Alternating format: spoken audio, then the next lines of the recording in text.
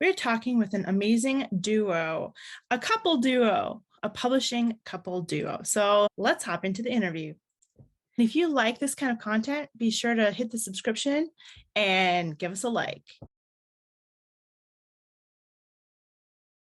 This is so much fun. It's so much fun chatting with people who are like-minded. And, because when you go out into the world, there's people out there who, don't get it, aren't excited about it. And when you start talking about these things, they look at you like you're talking a different language.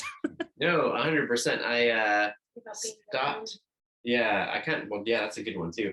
I stopped kind of telling people what we do Yep. for a living now because I don't think they understand. Their eyes kind of glaze over, and then it almost feels like I'm bragging.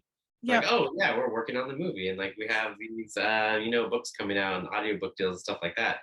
And then also, if you're the smartest one in the room, or Yep. in this case, maybe not even smart, just the most motivated. If you're the most motivated one in the room, you're probably in the wrong room.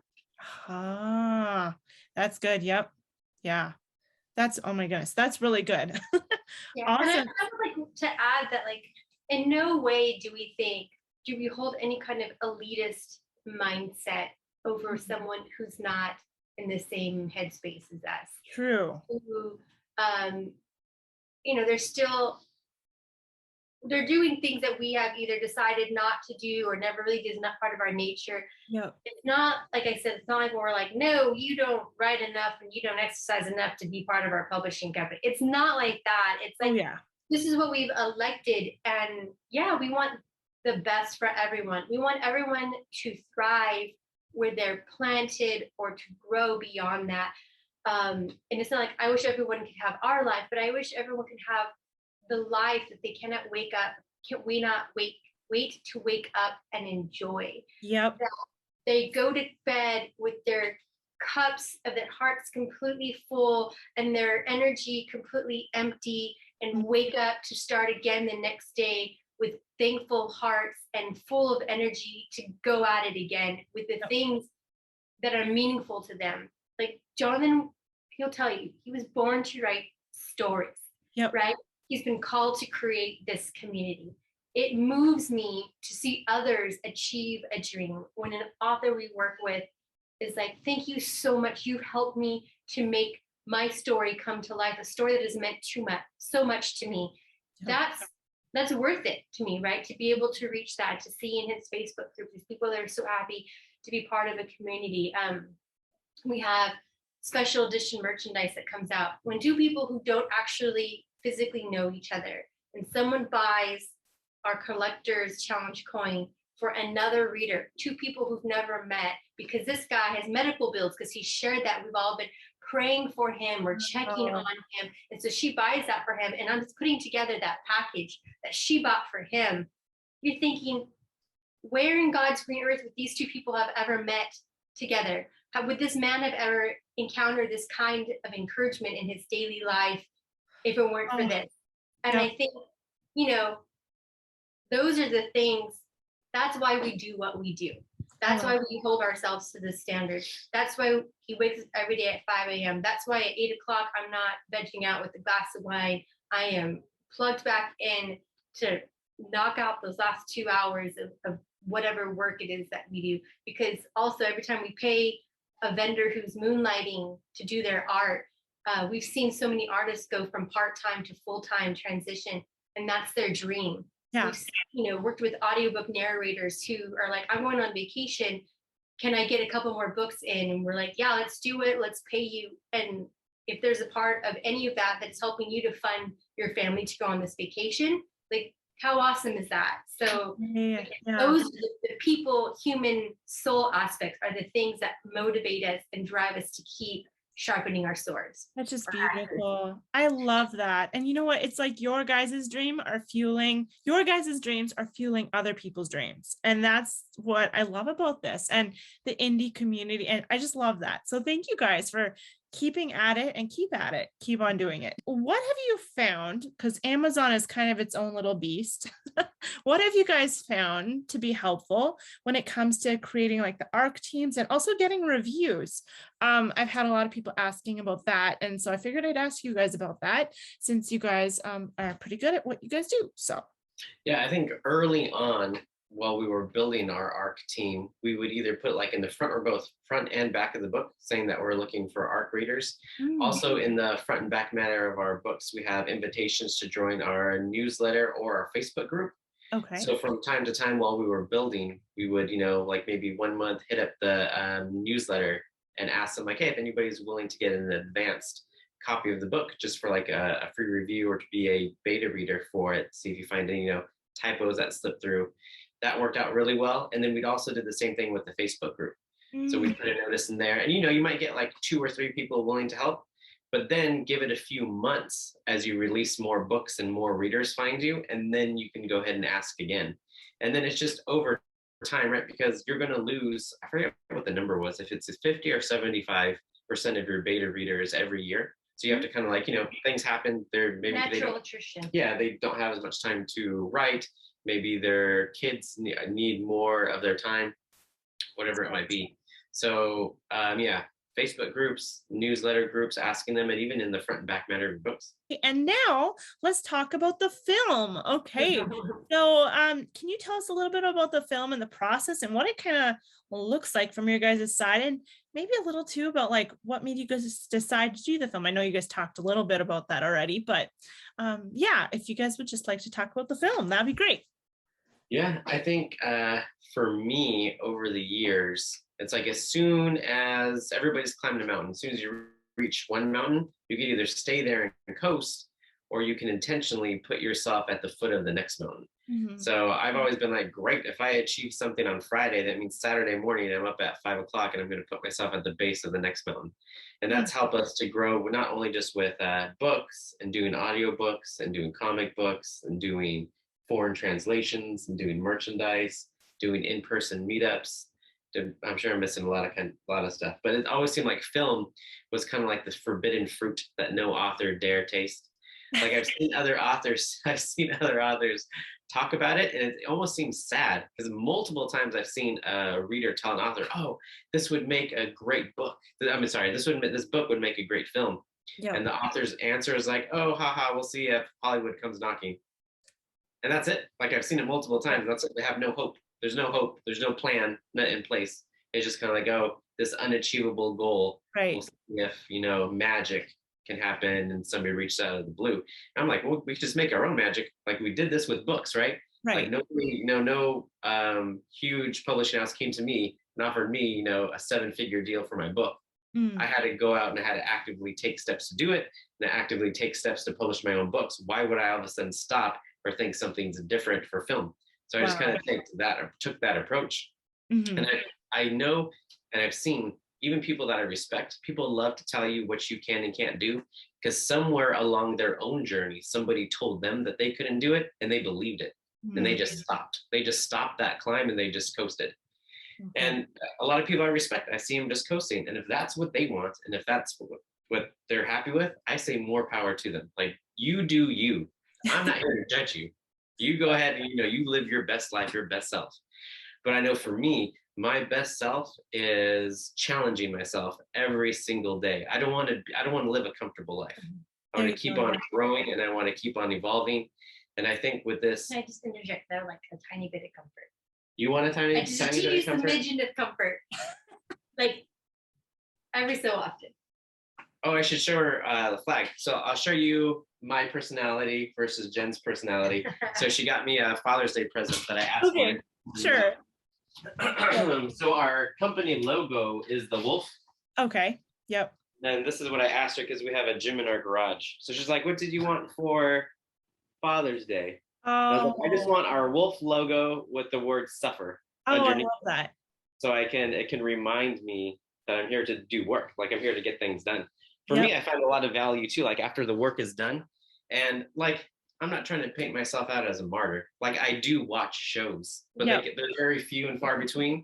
And then when I do watch a show, there's like zero guilt. There's zero like, oh, I should be doing something else, or like, oh, maybe I should be working. Because I know I just like grounded it out for the last, week. And now it's okay to be able to watch, a movie or something. Right. Yeah. Where you can kind of just like reward yourself in a way. Yes. Yeah. Exactly. I'm really excited to do the film.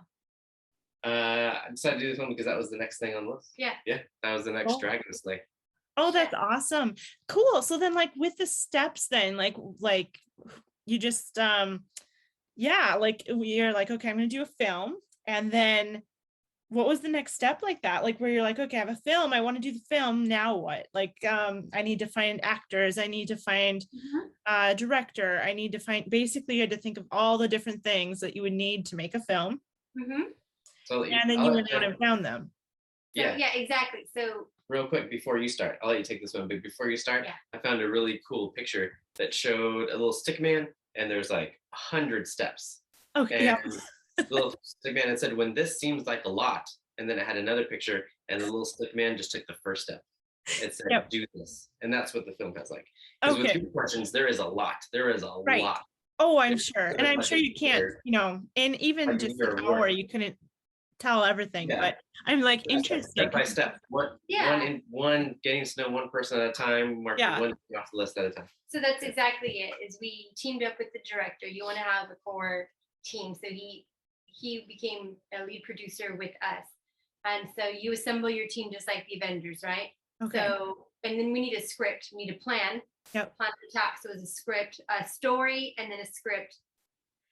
And they collaborate on the story, and you wrote the script. And then from there, it's like, okay, let's start understanding who we need for this team, who are going to be our team members, what is it going to cost, and kind of go back and forth on that for a little bit of like, okay, if we need this kind of a person, then we're going to, you know, this is generally the rate of what kind of equipment are we going to want? What is the vision of this aesthetically? Okay, so then we need to capture on this type of equipment. So this needs to be rented. And these are the people who are in charge of renting it. So, you know, because they're the ones who are going to use it. So we work with them. There's like a few meetings of that kind of planning sort. Okay, what's the look of this? So we have like some ballpark. So I will say that in my advertising experience, I have done a number of still photography productions. Okay. Multiple times a year, and some commercial shoots too. So being able to have an idea of like, these are the steps, this is the kind of people we're going to need involved. And then a lot of collaboration, because like our director knew the cinematographer, knew all of the camera people, support team, crew he needed for that. Then it was like, okay, well, I need to find hair and makeup. But in order to find hair and makeup, you need to know what is it you want aesthetically, because you're going to need the right people, talent to do that. Get quotes and bids and interviews to find those people.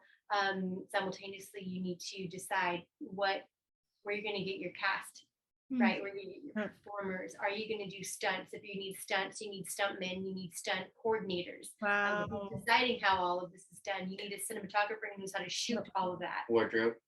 Wardrobe, what is everybody wearing? How do you identify that? How does all of this working together? Is it more sci-fi? Is it more Western? Ordering all the pieces, finding prop houses, finding locations, set designers, and identifying what sets, you know, scene by scene, what needs to be shot, what props are needed.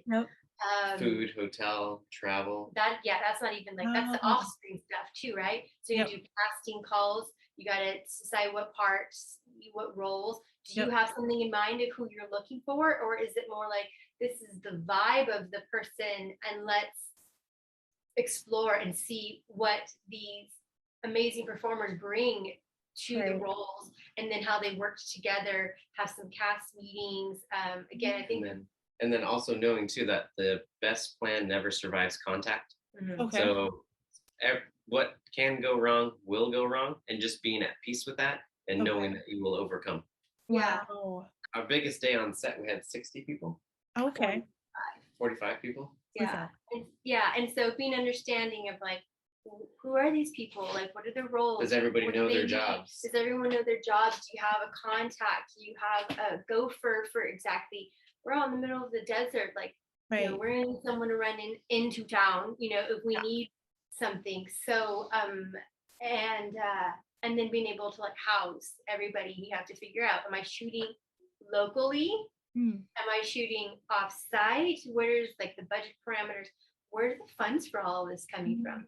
Right? So we did a Kickstarter, we did a funding because we're so community oriented, and there's some people like, I want to help, but I don't know how. It's like, cool, contribute $1. Yep. Share it with your friends and let them contribute $1. If you want to contribute more than $1, we're going to give you more. Yep. So figuring all of that out and delivering on it. And so, That's so cool. And then you want to get with your post-production team in advance, because if there's anything you can get on principle, on camera, for practical effects, it makes it easier down the line. And so having someone that has these connections and follow up and timelines, expectation, communication, a vision, excellent communication skills, because everyone's going to come up with a different agenda and a different perspective and a different threshold. And so, you set the EP, your director set the tone on set every day. And so taking care of yourself so you feel good, so you could be good for doing your best with everyone. Right. And like Jonathan said, if something's going to go wrong, like from a fog machine that worked 2 days ago, stopped working, and it's key for this whole entire day of shooting. And so you've also say, well, if we need this, let's make sure we're not borrowing it for 1 day. Let's get it for the rest of the week if we need it. If your principal person on a certain role turns out they have COVID, how are you going to adapt and adjust in the middle of the desert? If you need that, how do you protect your team? So yeah, that's wow. That's amazing. There's a lot of stuff that goes into that and everything. And are you guys going to do it again? That's the dream. I mean, we wouldn't do it like this. Right. You've learned things that you would do differently and everything. And would you recommend that other indie authors and people think about doing this stuff too? Like, would you recommend other? You have the stomach for it. If you have a stomach for it, do anything you want. I think too, like go for it. Go for it. Years ago, when audiobooks were first getting big, think of like the first indie authors to do their own audiobooks. I feel like we're coming into a place where film is getting easier and more accessible to be able to produce yourself with all these streaming platforms that need content. Right. So kind of think of like the first wave of indie authors to do their own audio. Now we're having the opportunity for the first wave of indie authors to start doing their own films. That's really cool. Oh my gosh, you guys, I'm so excited for you guys. And so like, Jonathan, before this, did you have experience with writing scripts or whatnot? Or did you just kind of learned it and just went with it? Yeah, just like writing novels. Like I didn't go to school to write novels. I just started writing and started teaching myself. And I just had the mentality that if I could just get 1% better with every book that I wrote, then that would be enough, because I was willing to write 100 books. Oh, good. And then the same thing with scripts. If I could just get a little bit better with every script that I wrote, then I would be fine, because I'm not going to give up. So that means incrementally, year after year, I would keep on getting better. Getting better. Yeah, that's wonderful. And then did you have any books that kind of helped you with, like, because I know they have a certain format for script writing and everything. Was there something that helped you with that? So I'm forgetting the website, but there's actually a website that you can go to read scripts that have already been produced, like Inglourious Bastards by Quentin Tarantino. That was on there. Okay. There's all kinds of different scripts. Butch Cassidy and the Sundance Kid, I read that script. I read the script for, there's so many. So probably just going out and reading scripts then. Yeah, let's go to reading scripts, and then you can understand the format. Like, oh, okay, there's a certain format that needs to be done. It's this, this, and this. And then this is how the different writers do it. The Princess Bride. Who wrote Princess Bride? William Golding or something. Golding. Yeah, I think you're right. I think it's Golding. Yeah, so I read the Princess Bride. So I just read a ton of scripts and realized like the format. So where can people find your books and your film? So probably the easiest way for books is on Amazon. Just Jonathan Yanez. My last name is Yanez. And if they want to follow the film, they can go to wolfpackentertainment.co. Okay. Or on Instagram, it's the same handle. Okay. Oh, that's so exciting. Red Carpet's like the start line, because now we plan to sell the pilot. Yeah. We're talking to Netflix. We're talking to Sony. We're talking to all these, Universal, to give us the funds to make an entire season, because we just shot episode 1. We just shot the pilot. Oh, just as a proof of concept, be like, hey, that'll give us, this much money to be able to shoot the entire season. and then you Right. can distribute it on your platform. Oh, good. So the work's just Okay. starting in my mind. I'm happy. I'm excited. You're I'm right. excited to work. When people are like, Okay. "Oh, you published a book. You've written a book." Step one, right? You've written a book. That's Yeah, step one of 100. that was the easy part, just writing it. That's 100. Yeah, no kidding. You gotta advertise it. You gotta like support it. Yeah.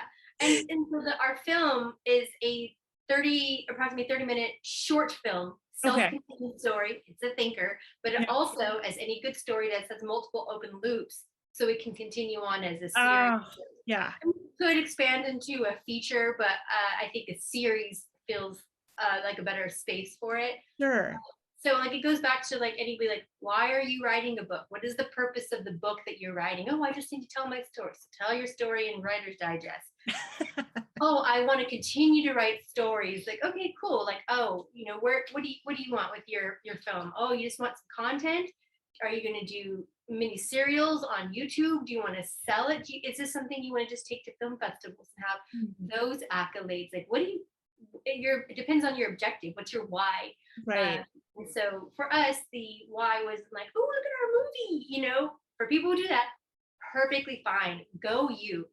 We want to tell stories. We want to tell more stories about hope, about adventure, about family and community, a place of that. gathering, of coming together. And so, you know, that this is one story. Yeah. In a space of many, many stories. There's many more coming. And that's the great thing. They just keep coming, right? They just keep coming. So that's the wonderful thing. Oh my gosh. You guys, I so enjoyed this chat with you guys. I feel like I could just chat with you guys for a whole day. Delightful, Devin. Thank you so much. Yes, thank you for having us. Yeah, totally. And I look forward to seeing you guys again in the future. If not 20 books, maybe somewhere else. Keep doing what you're doing because you're making a difference and giving hope to people with the stories. And then also like, you know, helping other writers out too. So thank you. Thank you. Yeah, We'll thanks be in for having touch. us.